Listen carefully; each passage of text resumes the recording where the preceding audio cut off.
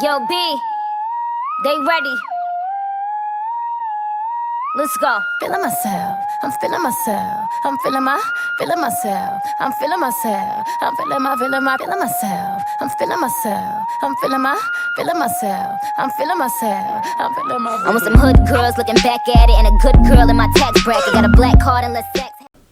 Hey, this is Tia LaCaze live, and I'm here with my special co-host, Mr. Dunta Amazing, to his sexy fans, but to me, he's Mr. Herman Newsome Jr. My castmate and on-screen sexy boo for the cast of Anastasia TV series. How you doing? I'm good. I'm living. Can't complain. I heard that. I'm so glad he came back to help me co-host this episode. Now listen. This is going to be real spicy.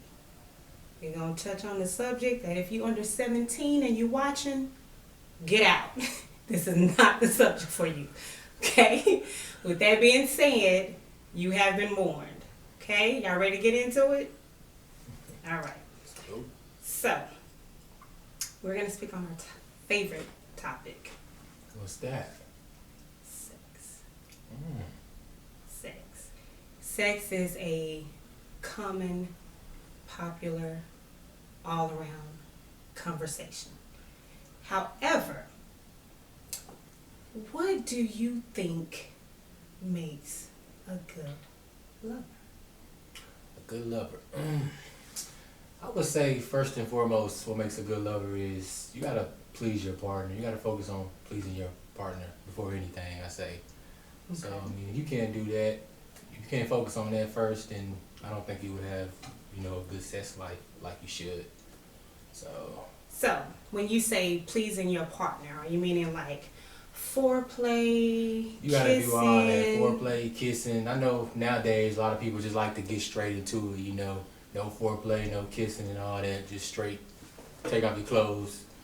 You gotta spice it up. You gotta do some foreplay. You gotta kiss. You gotta hug. You gotta rub. You gotta do all that. I like kissing and rubbing. I mean, so as stimulation. A male perspective, you're saying what makes a good lover in bed is paying attention to your partner. So focusing on pleasuring them. That's one. I like that. That's a very good point. Because you have some people who jump into it and they're ready to get it out and they don't even focus on their partner. Exactly. And you would have been the finished and the partner still wanted some things. So I think that's a very good point. Focusing on your partner. Pleasuring them. That's one. So with that being said, as a male, they call you Mr. Amazing, and I heard he's very amazing. It's tatted on me. Don't lie. What have been some things that you were told made you a good lover in bed? I would probably say the most thing I heard the most is probably stamina. Okay. Because most of the girls I've been with, they always complain, about the guy going 5 or 10 minutes or so. You don't want no minute man. Yeah. So with me, it's just I can go 30 minutes, hour, 2 hours. Really just depends on the female. Because most of the time now, the female, they want to finish before me because they get theirs, while I'm still going. So they ready to stop, but I want to keep going. But I would say the stamina, that's the main thing I heard a lot. Okay. So I know certain ladies, they talk a lot about size. Do you think size matter in making a good lover in bed? Me as a male, I would say it kind of does, to a certain extent though.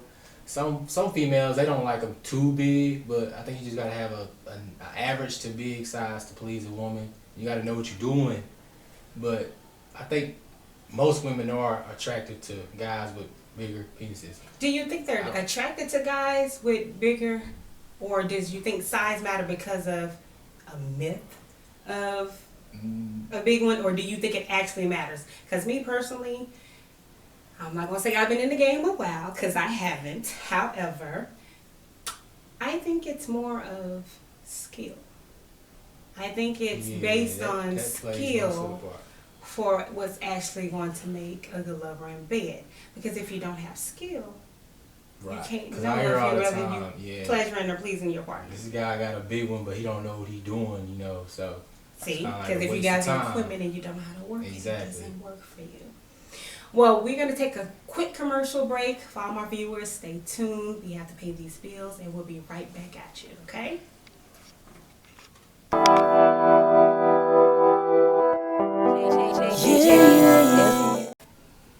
Welcome back. This is Tia LaCaze, live with my special co-host, Mr. Dunta Amazing. So when we left, we were speaking about what makes a good lover in bed. So we got pleasure. You need to focus on your partner, know what they like. Pleasuring them, that makes a good lover. I said skill set. He said he heard about size. So when you tie all of that into each other, say you get a mate, and they're terrible in bed. Do you cheat? I say I probably wouldn't cheat because the sex is terrible. If I'm gonna cheat, I'm gonna just cheat, because I want something new, I mean, ain't nothing better than pussy except new pussy, so they'll probably, I'm just being honest. But. Okay, so I've heard that saying a lot, that it's nothing better than pussy other than new pussy. So if you have a mate that is already good in bed, you still gonna cheat because you just want new pussy? Man, it's just, as a man, we got wandering eyes, and what we think about most of the time, you already know, is sex. I mean, it's sex sells, sex. It's just, that's what we think about. Okay, so if it's sex, why make a commitment? Why make a commitment? That's the question right there. Why make a commitment? Me personally, I'm not gonna make a commitment because I already know what I do. So that means he's single, ladies. Yeah, I'm single. I already know what I'm gonna do. I'm still in my prime, so I'm not ready to be married or anything right now.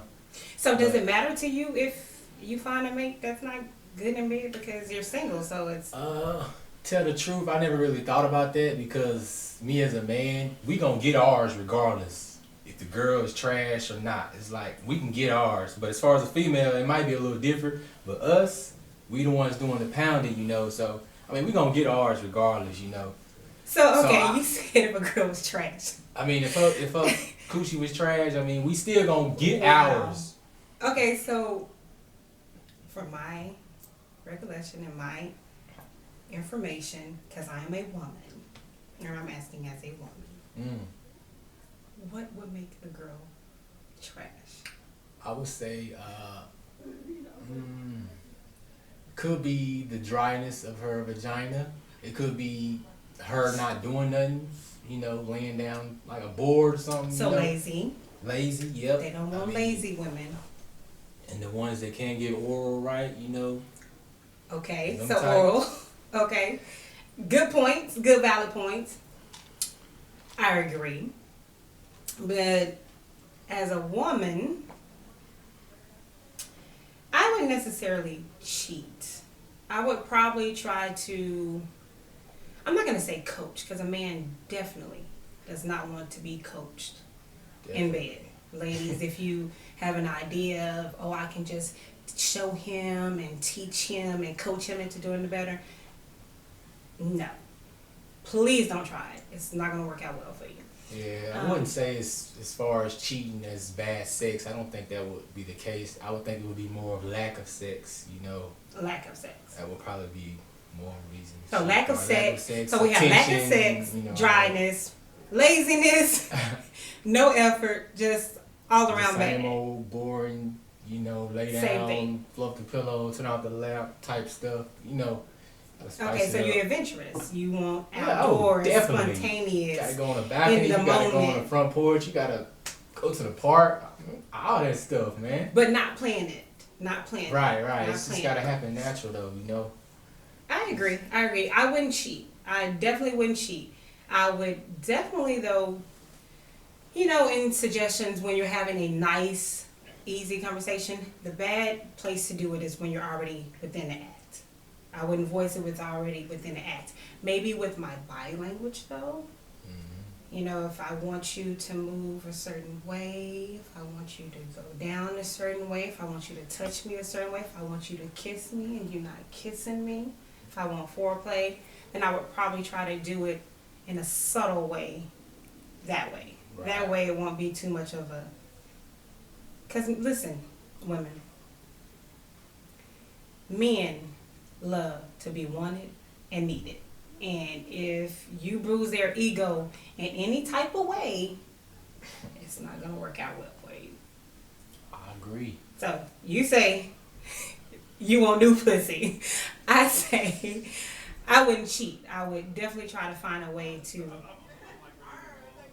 build the connection to where... That's if I'm in a committed relationship. Now, if I'm not in a committed relationship, I'm not going to take my time and trying to teach you something that it's not going to work for me anyway. Right. But if I'm in a committed relationship, then I'm definitely, if I like the guy and I'm in a committed relationship, I definitely want to maybe try to do subtle things to kind of see if we can get connected. Right. My thoughts. We have to take another commercial break. You know, we have to pay those bills. Don't leave. Make sure if anybody's 17 and under come in the room, kick them out. We'll be right back at you. Yo, B, they ready.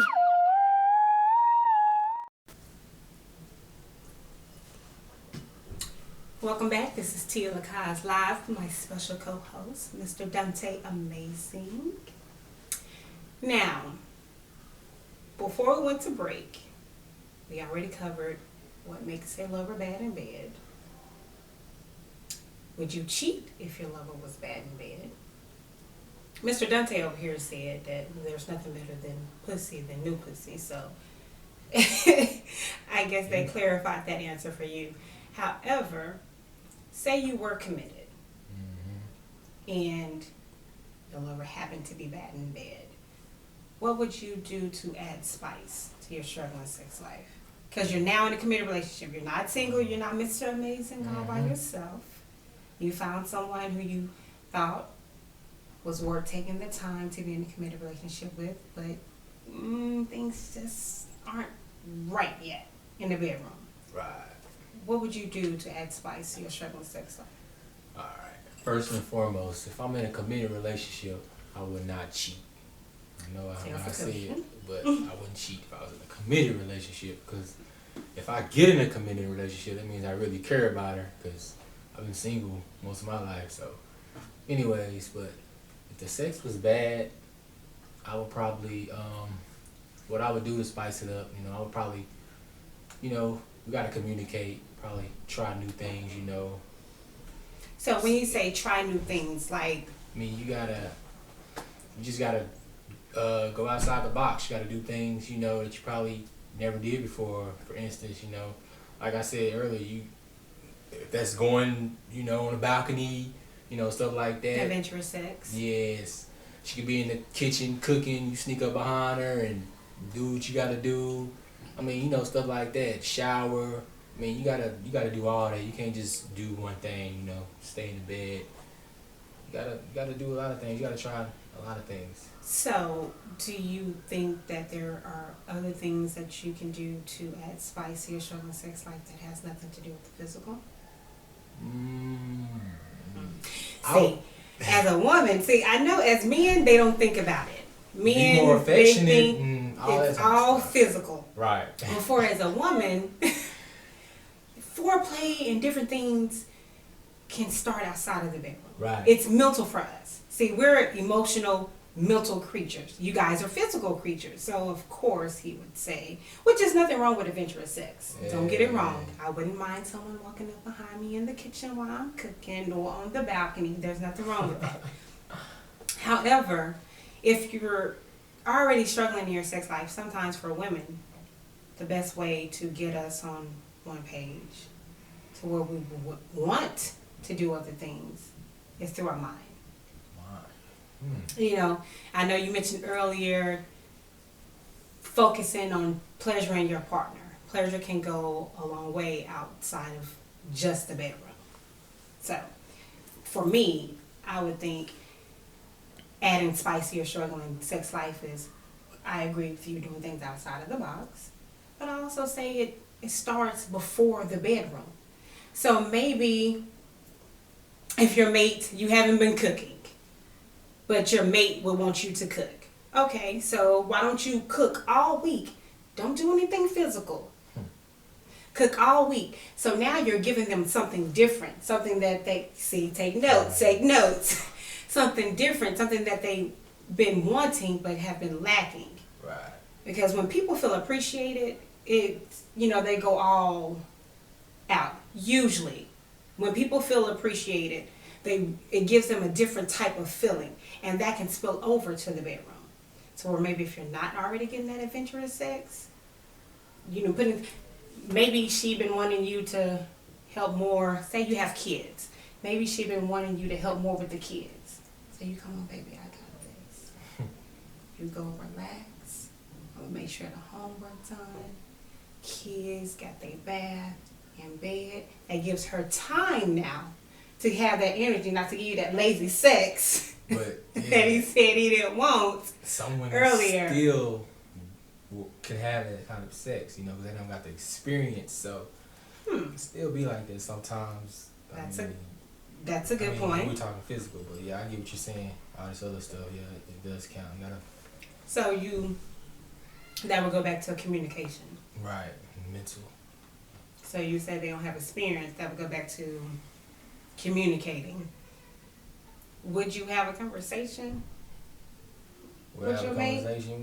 You're in a committed relationship and you really care about them. They have all these other different qualities. And let's say, just say for conversation purposes, you have done all those other things already, but it's still lazy. It's still dry. Yeah, if I've done all those things, I would definitely try to have a conversation with her, what else can you do? You gotta have that talk. So, for you, what would be something spicy outside of adventurous sex that you think will spice up your sex life? Let me see. I would say it's kind of what you were saying. I would say, it kind of mental goes a long way too, I'll probably try to wine and dine her, do nice things for her and stuff like that. Well, that's for her though. You saying for you? For me? Yes, for you. What would be something that you feel outside of adventurous sex? Something that you think would be something that will help you feel like your sex life has been spiced up. For me, tell the truth. He says nothing because he's already Mr. Amazing. Right. For me, I would say, tell the truth, I don't really know on that one, because, You never had it happen yet? Yeah, I've never experienced that before, but I don't know. Well, for me, I don't have that issue. However, for me, I'm really big on foreplay. And like I said, foreplay starts outside of the bed. That starts before you even get to the bedroom. You do have couples who like to play games, like little dare games. So maybe your wife or your mate is at work and you dare her to pull her skirt up a little bit while her coworker is sitting over there. Or you dare her to go to the bathroom and take a sexy picture. All of that, little things, as little as they may seem, can add so much spice to any relationship. Right. Just doing something different. But at the end of the day, it's definitely going to depend on the person and the mental of the person. So I think everyone should do what's best for their mate. That's exactly how I see it. It's their mate. That's the number one thing. Because it can't be the same from one mate to the next mate, because what this mate might have liked might be different for this mate. So, all in all, I feel that, number one, like you said, pleasure. Focus on your partner. And to pleasure your partner, you have to know what is pleasurable to them. Not what's pleasurable for you.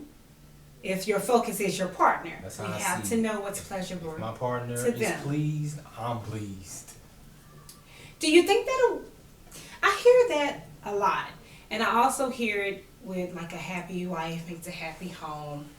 But don't you think both partners should be pleased? Because Oh, at one definitely. time you're gonna get tired of doing the pleasing, and yes, they're pleased, but it could still be some things that you're lacking. Yeah. That's not pleasurable to you, and to me I feel that's just like a ticking bomb waiting to Right. explode. I guess some people differ because to me, definitely pleasing my partner pleases me because, like I said, I'm gonna get mine regardless. As long as she get hers, I'm good. So pleasing Well. your partner goes a long way. I mean, Guess that, like I said, that depends on the person. yeah, So definitely. pleasing your partner, communication, thinking outside the box. All those things can definitely add to a struggling sex life to spice it up. Most definitely. So are you gonna go away with some ideas or something different you're gonna do? He's single, ladies. He's single. Yes. And I Very heard single. he's amazing. Yep. On the arm.